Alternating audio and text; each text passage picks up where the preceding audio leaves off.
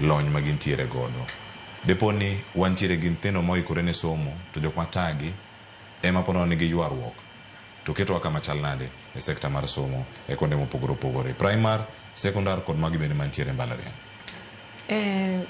Cleophas, adiera makende en ni somo en gima dwaro materials, both human, dwaro resources, both human and material.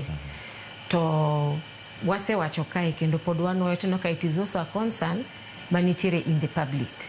Ni to ere tiende mondo uwachnwa wach school, change curriculum, to resources to okuchiwo.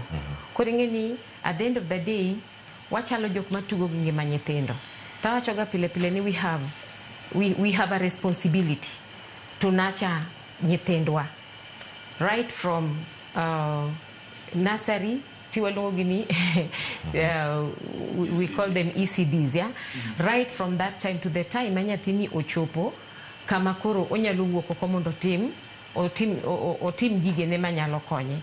But the way my government osebedo ka provide godo resources mag nyithindo gi, imagine to a point manyaka japuonj eyudo ka is mishandled, japuonj is treated carelessly, ma kata inowuon obwongo ne kende ise interfere godo makata nyathicha okonyal attend to in the right way.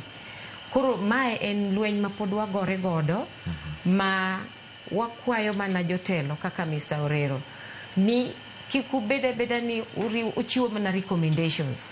Fight bende mondo neni gigeki otimre, like he's reporting very well, he has done so well in Kibra. Affirmative action no setima gibedo gi extra resources. But remember ni nyathi ok mana mani Nairobi kende. Wantire gi very vulnerable children e gwenge wa kuchucho. Let's talk of a resource kaka capitation. Sama Cleophas capitation okuchiu ne skunde manitiere manyithiwa gi onego bed ni somi. Ing'eyo the damage magino timo ne nyithindo. Wawacho ni Kenya negore goruok maduong' ilikuwa ni dhidi ya ujinga, maradhi gi umaskini. Waduoko level mar somo ma nyithindo mantiere Kenya kae bedo mapiny. Awacho ga pile ni on the ground ibo yudo ka sama resources gi okuchiu, especially capitation no hiro, laboratories wa yuago ni onge. All these things manyalo me nyathi bed gi tiegruok mane kare, ok no dhi adhia school o dhi school to yudo gimonego bed no yudo. Cleophas a lot koro end up notimore in the villages kata mana e families mwawuoke, which at the end of the day is affecting Kenya. Anyalo penjo Mr. Orero oduoka among penjo manitiego. Sa be ing'eyo ni asetimo a lot of initiatives with children, even in Kibra. Quite a number of children, because of lack of resources, drop out of school. Sani king'iyo jende ma wantiere godo Kenya ka prisons, gipong gi nyithindo.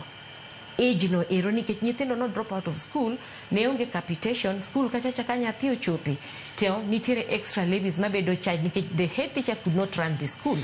You get? Koro nyathi nie o end up ni obed in a very cruel world, okonyal somo to okonyal somo nikech sirikal okokawo maino mar somo mare.